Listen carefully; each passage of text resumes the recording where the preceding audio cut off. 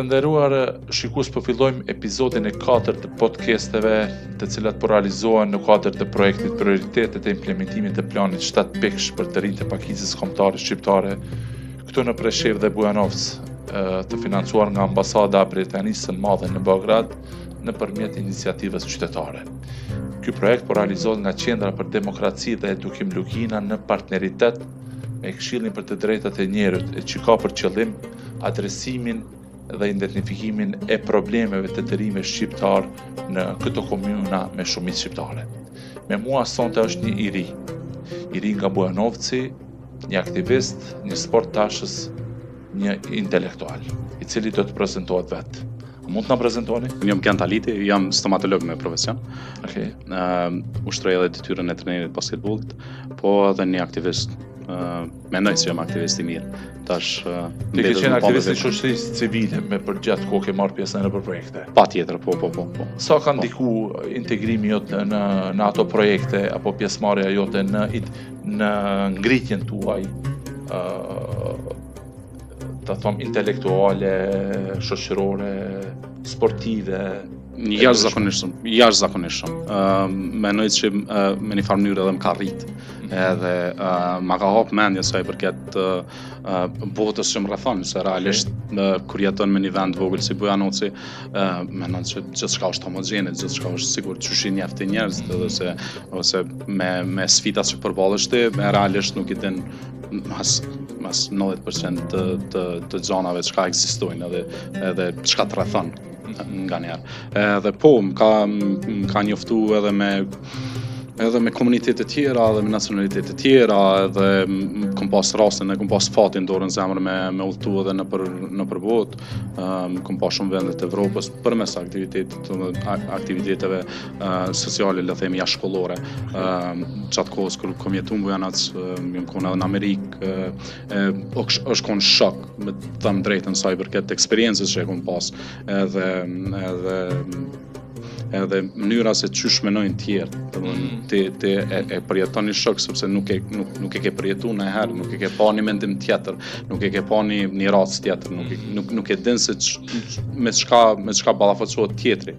Me pak fjalë. Kent, apo mendon se sot mungojnë këto aktivitete në Bujanovc? Jashtëzakonisht shumë. Që se ka pas shumë projekte të cilat edhe unë e marr mend si i ri, kam vitesh kam qenë aktivist për drejtat e njerëzit, në Këshillin për Drejtat e Njerëzit.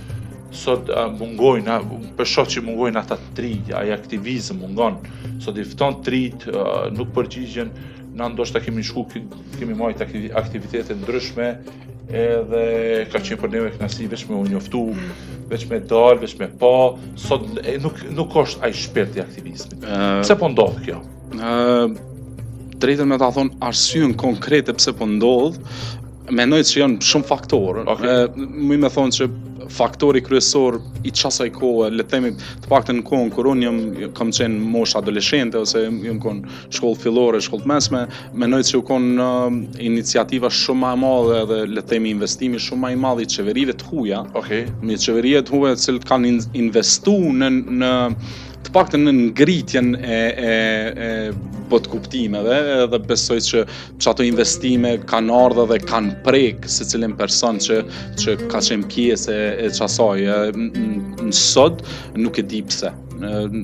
Me ta thonë realisht. Mungojnë ato projekte? Sot mendoj që mungojnë projekte? Jashtëzakonisht shumë. Unë mendoj, çu e tha edhe ti, mungon edhe pak edhe aktivizmi i, ç'më thon, vetjak i joni, le të themi. Kemi bën man tembel? Jashtëzakonisht shumë. Mendoj që rrjetet sociale, multimedia, telefonat, na kam përfshi edhe na kam bë çu po thotë ma vetjak, jemi ma për vete, jemi izoluar me një familje po them. Kent, sa është e vështirë sot një i ri me zhvillu jetën, një i ri shqiptar me zhvillu jetën në Bujanovc dhe Preshevë? Cilat janë problemet e trive shqiptar në Bujanovc dhe Preshevë?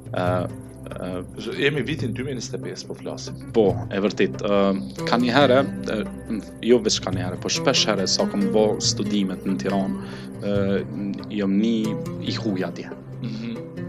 Po të njëjtën gjë, kanë herë më thonë nuk kam pas shumë dallime mes Bujanovcit, eksperiencës që kam pasur në Bujanovc, edhe eksperiencës që kam përjetuar në Tiranë. Dikush ndihesh i huaj edhe këtu, edhe atje.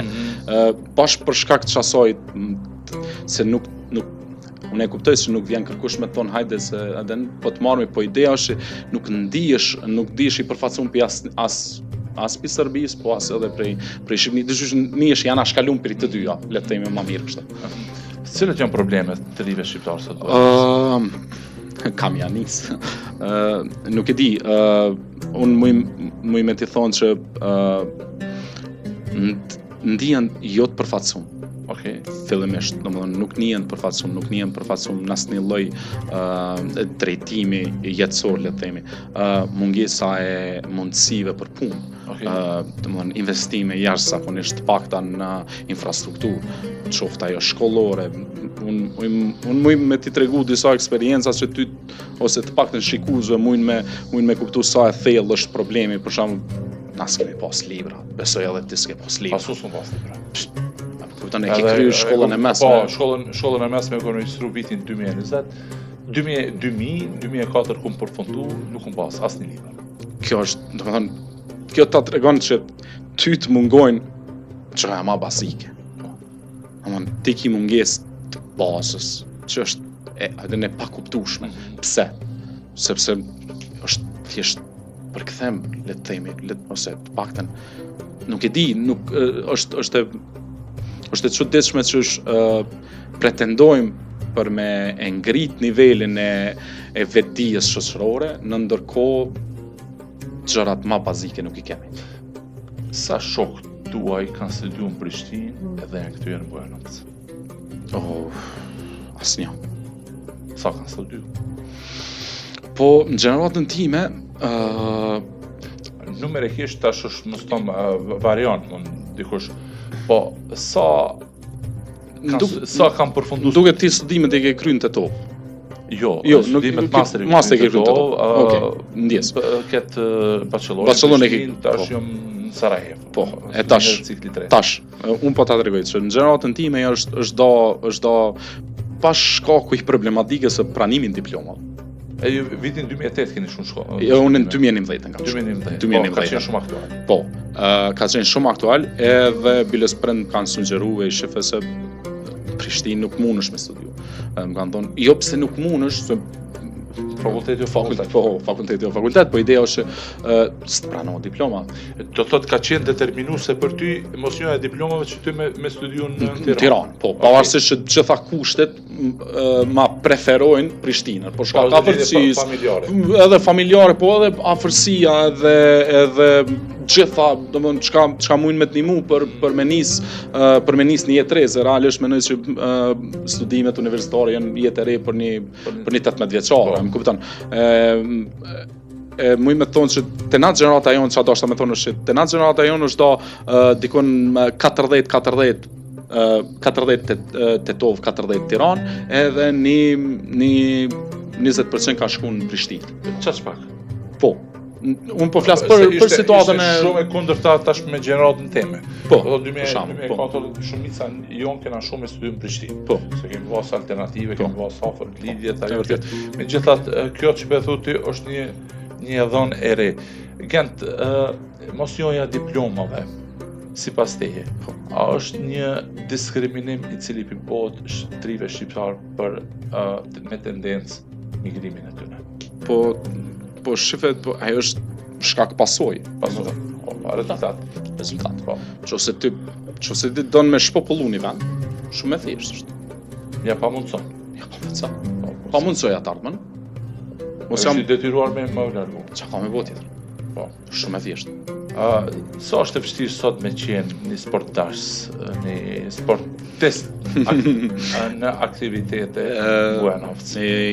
Ju keni edhe ekip femrave. Ju tem këtë pjesë shumë shkurt për shkak që dua të dal me temën për cilën edhe. Patjetër. Çu tash, investimet janë domethënë minimale. Domethënë ti plotësojnë kushtet sa për me u fut në një garë, po asgjë tjetër rreth saj. Domethënë mjafton ajo. Më kupton, asnjë lloj infrastrukture nuk paguhet. Domethënë as për topa, as për dresa, as për mos flasmi për gjëra ma të mëdha, më kupton, ndaj trener ose ndaj diçka ma madhore, ose për shembull me shku me i çu me një kamp, ose domethënë që fëmia e kërkon ato sepse ja bën më atraktiv sportin. Është jashtëzakonisht vështirë, dorën zemër e bojmë vullnetarisht, e bojmë për nevojat tona, le të themi, shpirtërore. Komplet sportin në Lugin Preshevës mendoj që është e tillë. Njerëzit i bojnë veç vullnetarisht të gjitha punët. Domethënë sepse pagesa ose shpërblim për atë punë nuk i. Jo. Ekziston plani 7 pikësh. Po. I aprovuar nga hartuar nga gjitha partitë politike shqiptare, i aprovuar nga qeveria e Serbisë me 4 që shoh viti 2013. Sa personalisht ke njohuri për planin 7 pikësh? Unë e di që është i nënshkruar, po kur s'është implementuar. Nuk është për çfarë për të bëna aty. Po patjetër, po ideja është domethënë nëse ti e përpilon një plan që është pranimi diplomave, për integrimi, përfaqësimin në çdo institucion shtetëror, qoftë jo vetëm komunal, po shtetëror, gjitha instancat. E shumë pranimi diplomas, që të cekëm më herët, e shumë tematika tjera që janë vetëm të shkruar me letër, po të implementuar me asnjëherë. Jo, të implementuar me nuk janë. Kështu që do thotë sipas teje nuk ja vlen me u bisedu për atë plan, apo jo? Jo, ideja është